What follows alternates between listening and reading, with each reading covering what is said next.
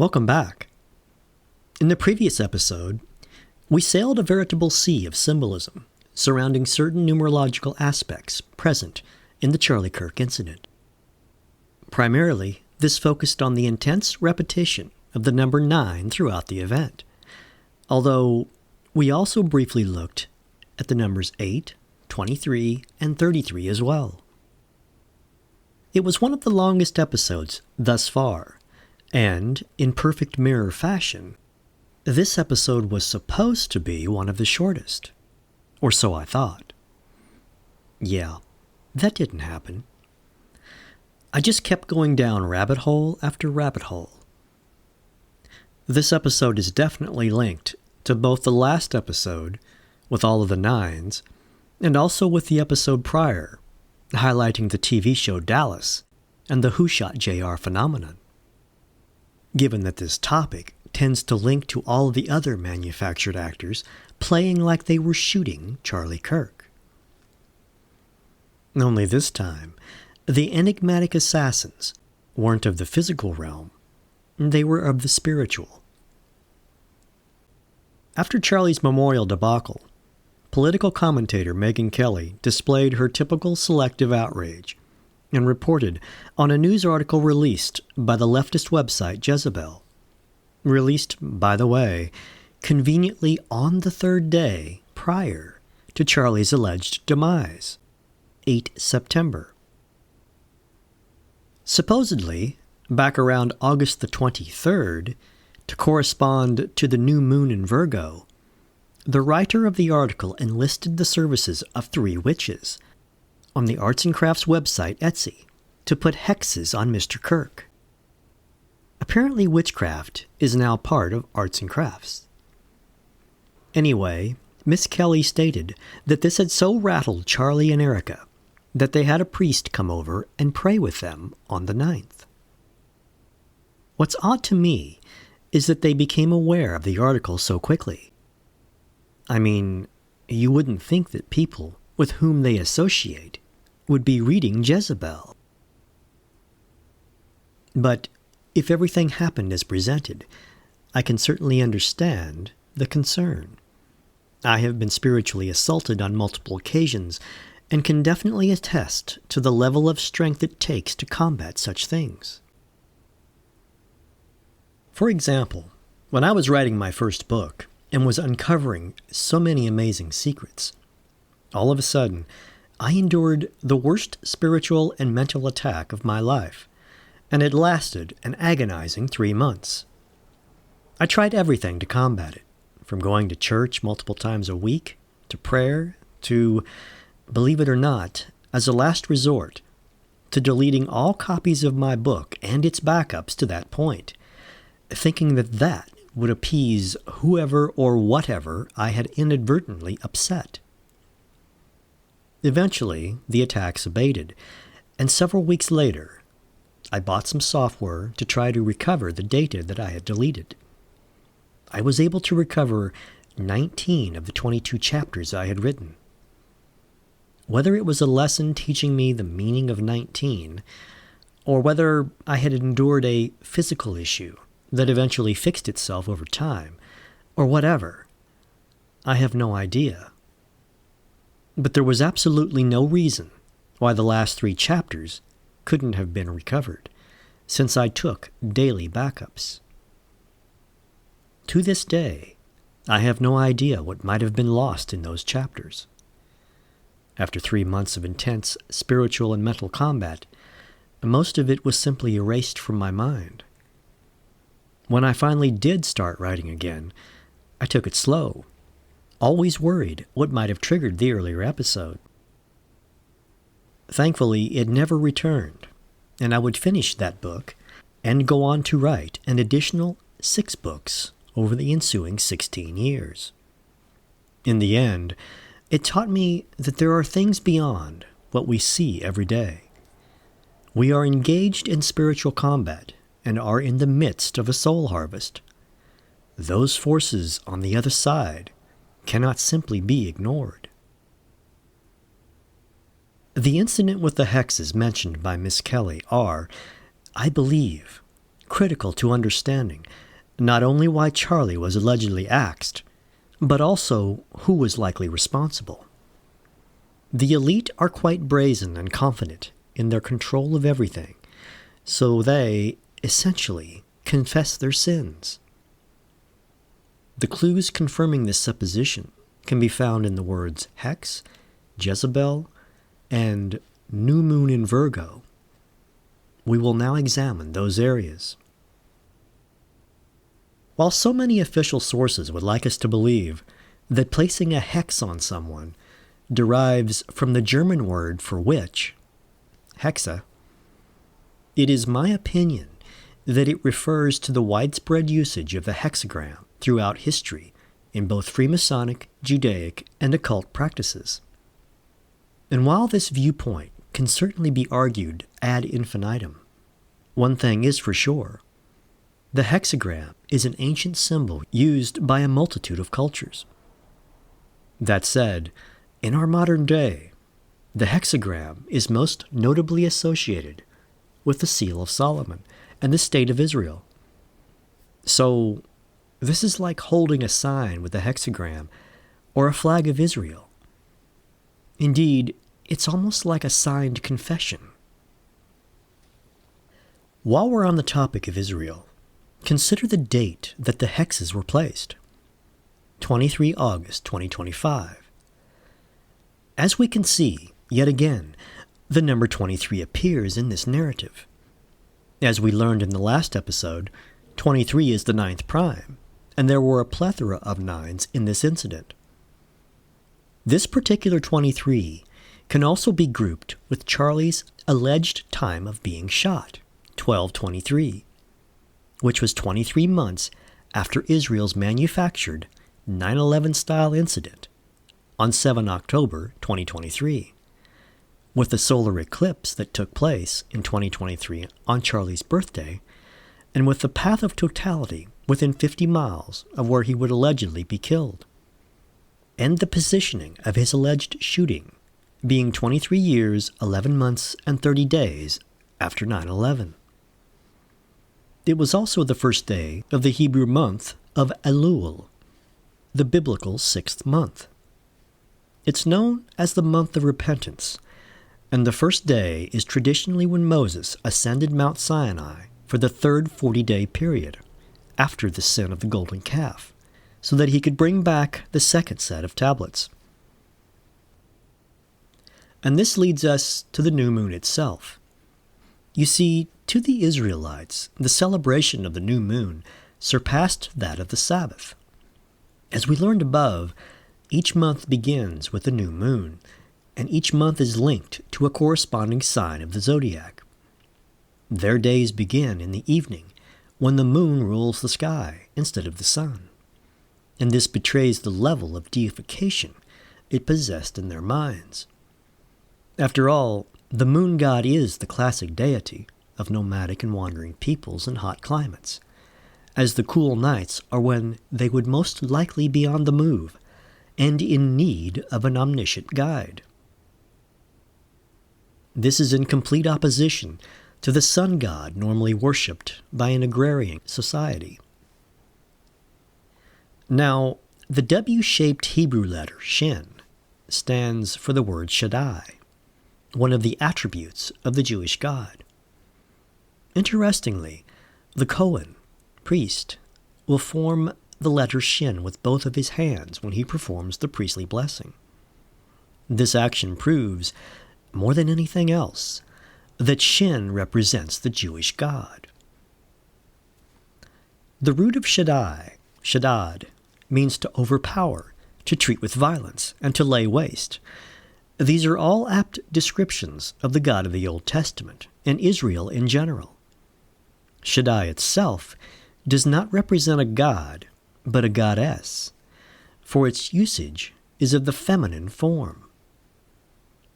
Why is any of this relevant? Well, we find that Shin is also spelled S-I-N, or sin, and the latter was the Babylonian god of the moon. From whence did Moses get tasked to retrieve the Israelites and subsequently received the law embodied by the Ten Commandments, as we just mentioned?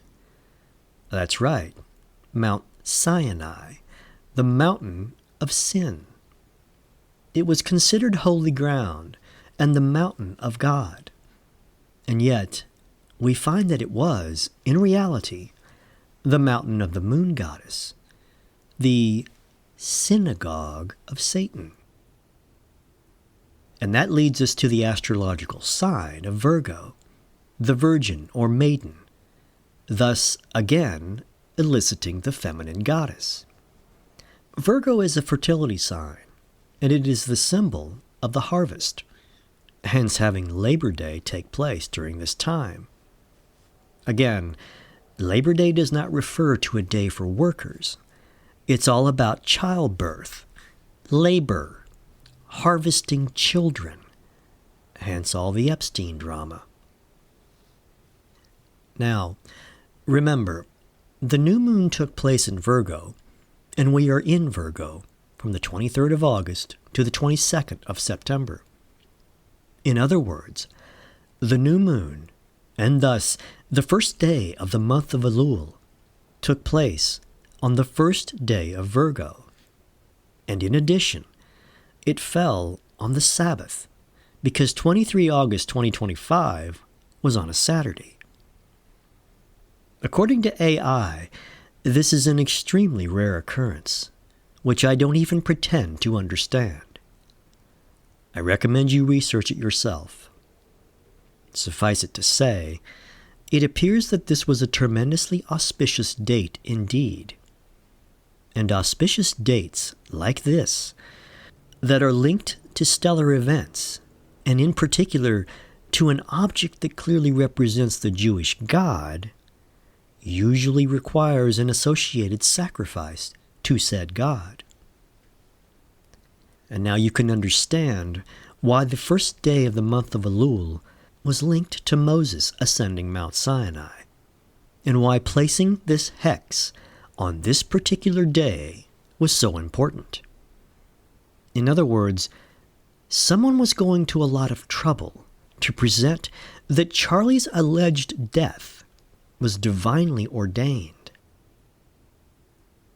I know I probably haven't convinced you yet, but stay tuned.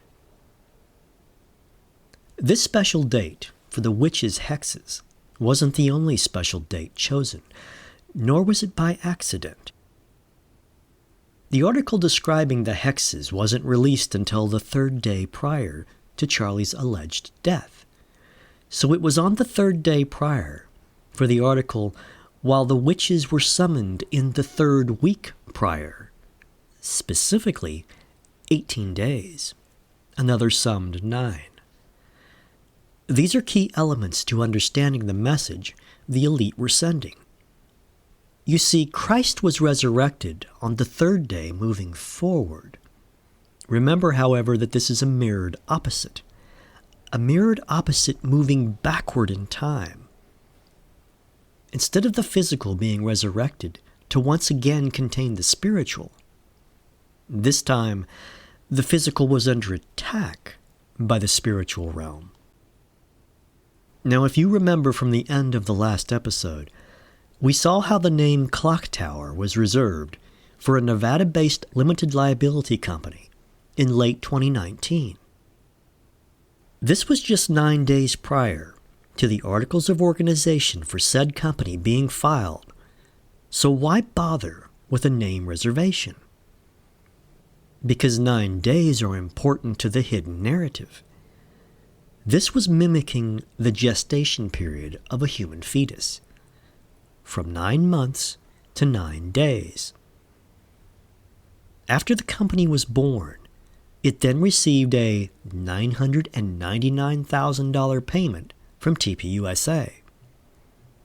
And then, 18 months to the day later, another summed 9, Charlie and Erica got married, and their wedding reception was used to celebrate the 9th anniversary of TPUSA. Clock Tower LLC was then dissolved the following January.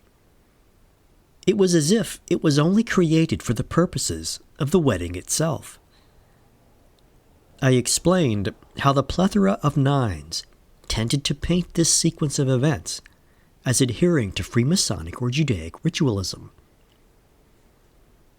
But then we see this Jezebel incident, and the fact that, once again, the number 18 mysteriously shows up.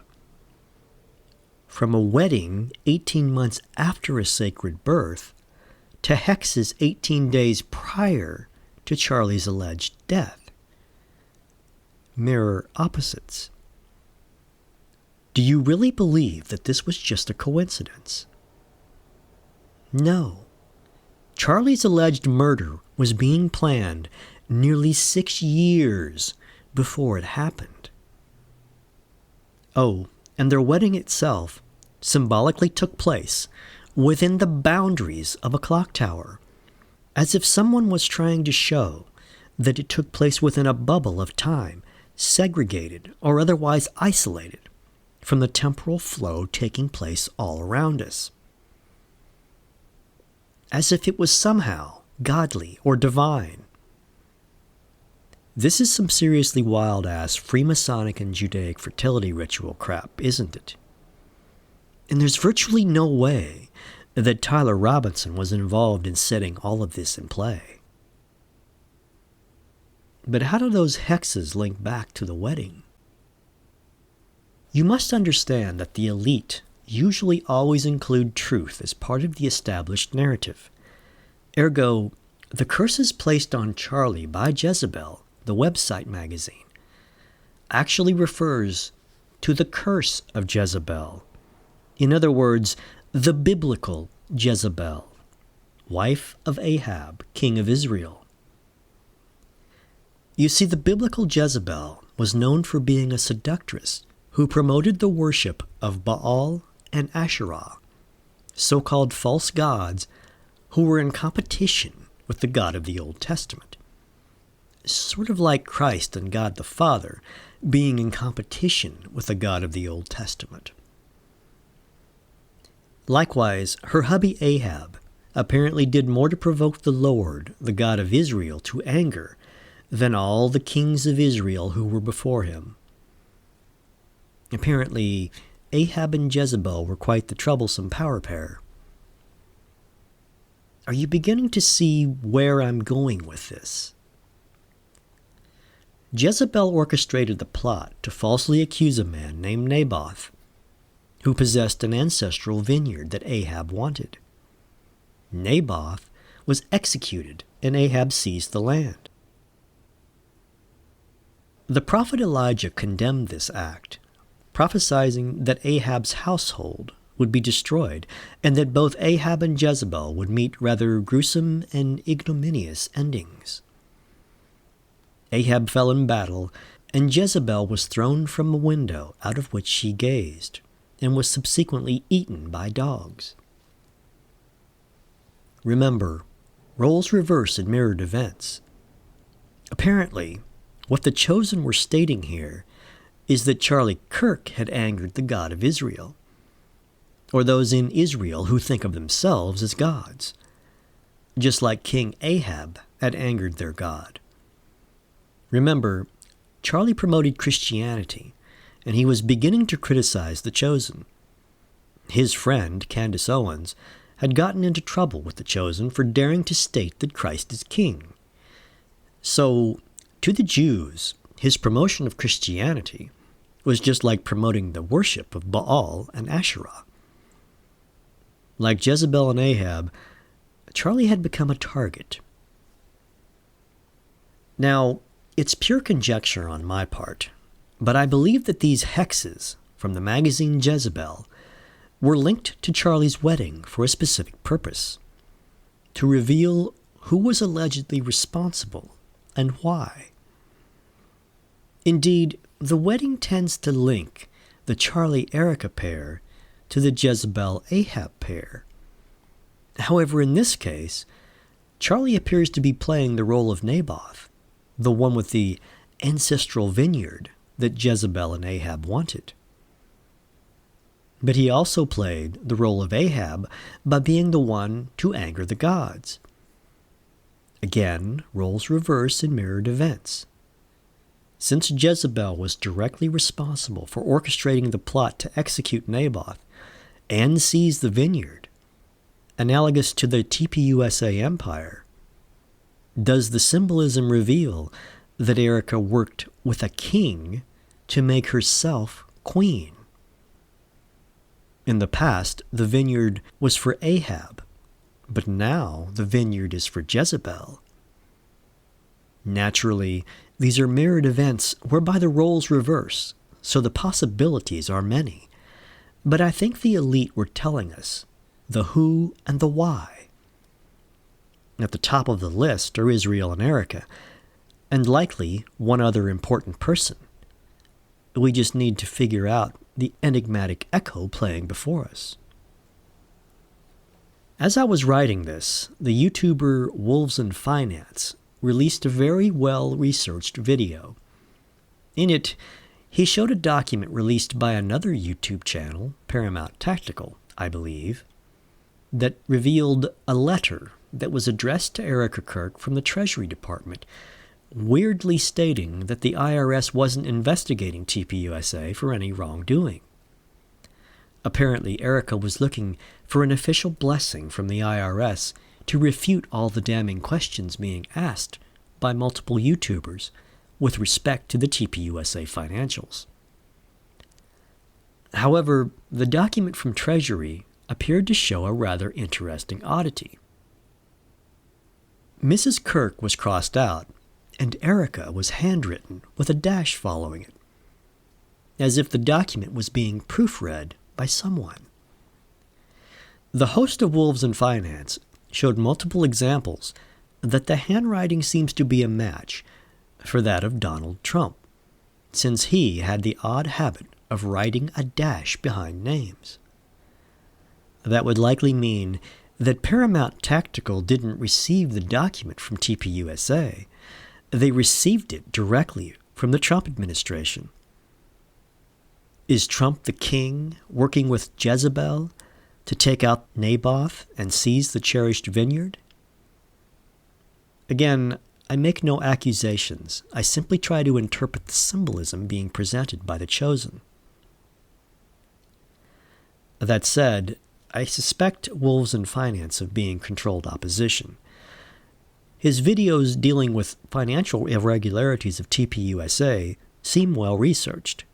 In opposition, however, his videos shilling for Donald Trump display a decided lack of those same research standards. Indeed, some of his thoughts border on outright propaganda. As such, I must conclude that this is all part of the psyop of information that the chosen desire to be released. They are setting up the scapegoats and maneuvering public opinion in a certain direction, which will lead to further civil unrest. There is, however, one further thing. Remember when I said that the witches cast the hexes on the 23rd of August because that was the auspicious time of the new moon, which corresponded to the first day of the month of Elul and the first day of the passage into Virgo? Well, it just so happens that the very first mention of the month of Elul takes place in the 6th chapter of the book of Nehemiah. Big deal, you say? Well, on 11 December, Erica had an interview with Fox News in which she was being asked to respond to the conspiracy theories about her and her company. Mrs. Kirk provided a parallel from the Bible referencing an incident that took place. Wait for it. In the 6th chapter of Nehemiah. The very same chapter and book where the month of Elul makes its very first and apparently only appearance in the entire Bible. And the very month when her loving husband is allegedly erased. Nothing. But I will tell you what they are doing.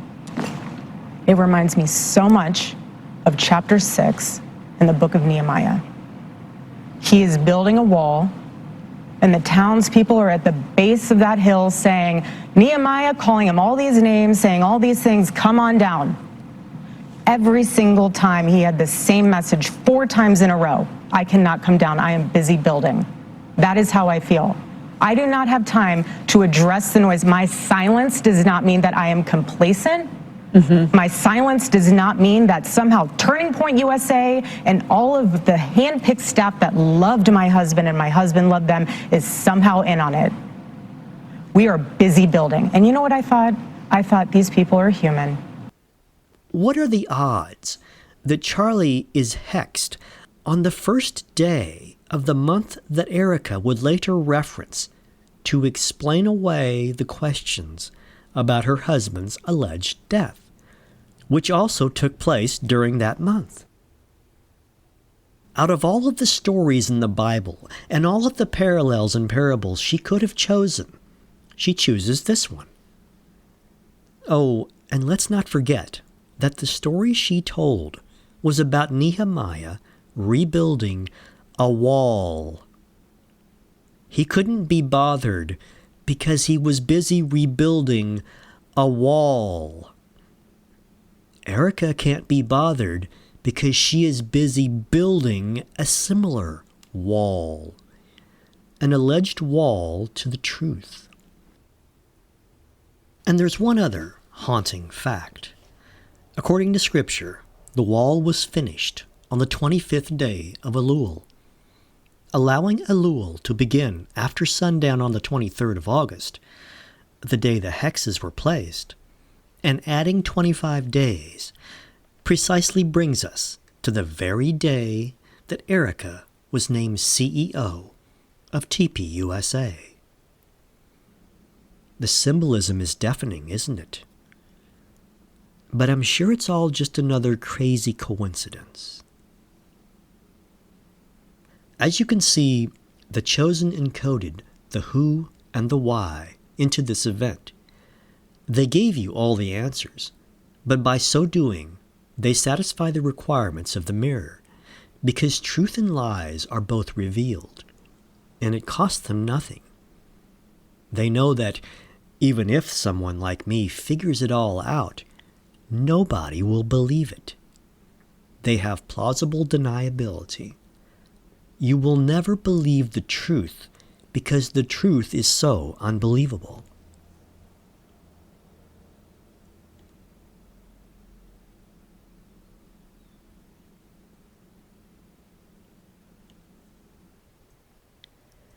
If you found this topic interesting, then please check out my other videos and my books. My website is www.mastersofthemirror.com. Thanks.